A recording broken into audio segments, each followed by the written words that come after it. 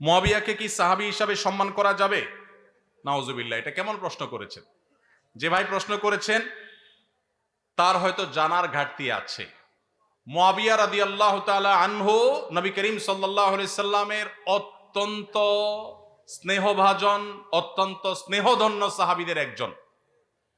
সাহাবী হিসাবে সম্মান করা যাবে কিনা মানে সিনিয়র সাহাবীরা তার জীবদ্দশায় সিনিয়র বড় বড় সাহাবীদের কেউ তাকে অসম্মান করেছেন দেখাতে পারবেন? তাহলে আপনার মনে প্রশ্ন কোত্থেকে আসলো? সাহাবীদের মধ্যে নিজেদের মধ্যে বহু বিষয়ে মতপার্থক্য হয়েছে, এমনকি যুদ্ধ পর্যন্ত হয়েছে। নবীজি সাল্লাল্লাহু আলাইহি সাল্লাম পরিষ্কারভাবে নিষেধ করেছেন যে আমার সাহাবীদেরকে গালমন্দ করবে না, সমালোচনা করবে না। নবীজি সাল্লাল্লাহু আলাইহি সাল্লামের এই হাদিস থেকে বোঝা যায় সাহাবীদের কোনো ভুল, কোনো ত্রুটি হতে পারে মানুষ হিসাবে, কিন্তু হলে সেটার কারণে সমালোচনা করা, গালমন্দ করার অধিকার আমাদের নাই। আপনার বাবা যদি তার কোনো ভুল হয়, আপনি কি সেটার সমালোচনা করে বেড়াবেন? সাহাবীদের সম্পর্কে নবী সাল্লাল্লাহু আলাইহি ওয়াসাল্লাম হাদিসগুলো একটা একটা করে পড়ে দেখবেন। এটা দুর্ভাগ্যজনক যে আমাদের সমাজে এই জাতীয় বিষয়গুলোকে নানাভাবে আমাদের সামনে এস্টাবলিশ করা হয়েছে, নানাভাবে। দেখুন, সাহাবীরা সবাই ভুলের ঊর্ধ্বে, সবাই নিষ্পাপ, মাসুম, এটা আহলে সুন্নাত জামাতের কারোর আকীদা বিশ্বাস না।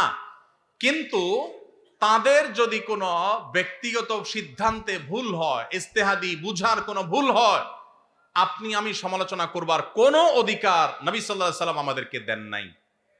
কে সাহস দিয়েছে আপনাকে যে আপনি আল্লাহ নবী সাল্লাল্লাহু আলাইহি সাল্লামের সাহাবীর দোষ বা ভুল চর্চা করবেন, সমালোচনা করবেন?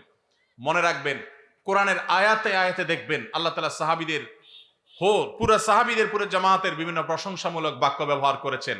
সীমাহুম ফি উজুহিহিম মিন আসারিস সুজুদ তারাহুম রুকআন সুজদান ইয়াবতাগুনা ফাদলা মিনাল্লাহি ওয়া রিদওয়ানা। সাহাবীরা আল্লাহ বলছেন তারা আল্লাহর সন্তুষ্টি চায়, অন্য কিছু চায় না, ইখলাস আছে তাদের, আর আপনি সমালোচনা করেন কিভাবে?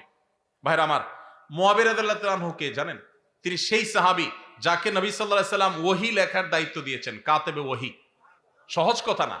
জিবরিল আলাইহিস সালাম যখন নবীজির কাছে ওহী নিয়ে আসতেন, তিনি লেখা জানতেন না, নবীজি লেখা জানতেন না।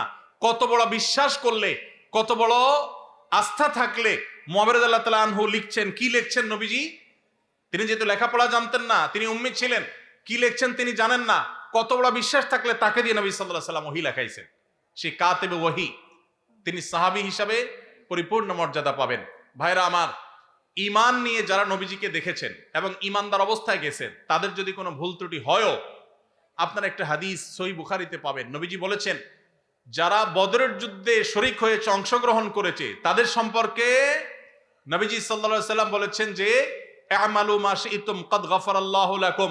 যারা বদরে শরীক হয়েছে, তোমরা যা খুশি করো, আল্লাহ তোমাদের মাফ করে দিয়েছে। আল্লাহ যদি মাফ করে দেয়, আপনি সমালোচনা করার কে? আপনার আমার সমালোচনা করার রাইট আছে? এরকম সাহাবীদের নিয়ে এরকম আরো বহু হাদিস আছে। সব হাদিসগুলোকে সামনে রাখলে বোঝা যায় এটা আমাদের ঈমানের যে ধ্বংসাত্মক একটি বিষয়। আমরা তাদের কোনো দোষ, কোনো ভুল, এটা থেকে শিক্ষা গ্রহণ করব, চর্চা নয়, সমালোচনা নয়। সাহাবীরা ব্যক্তি হিসাবে, মানুষ হিসাবে বিশেষ কোনো ভুল কারোর দ্বারা হতে পারে, এটার ঊর্ধ্বে তারা না, তারা মাসুম না। কিন্তু সাহাবীদের যে পুরো জামাতে সাহাবা, সেটা মৌলিকভাবে মোটা দাগে এটা আমাদের জন্য অনুসরণীয়, অনুকরণীয়। কিন্তু ব্যক্তি হিসাবে, ব্যক্তি কেন্দ্রিক ভুল ভ্রান্তি থেকে তারা সবাই ঊর্ধ্বে, মাসুম ছিলেন, এটা কারোর বিশ্বাস না। কিন্তু তাদের প্রতি অভক্তি, অশ্রদ্ধা, তাদের সমালোচনা করা, গালমন্দ করা আহলে সুন্নাত জামাতের সমস্ত উলামায়ে কেরামের ঐক্যমতে এটি নাজায়েজ, এটি গুনাহ এবং এটি বিভ্রান্তি। সাহাবীদের সমালোচনার এই কাজ শুরু করেছে শিয়ারা সবচেয়ে বেশি।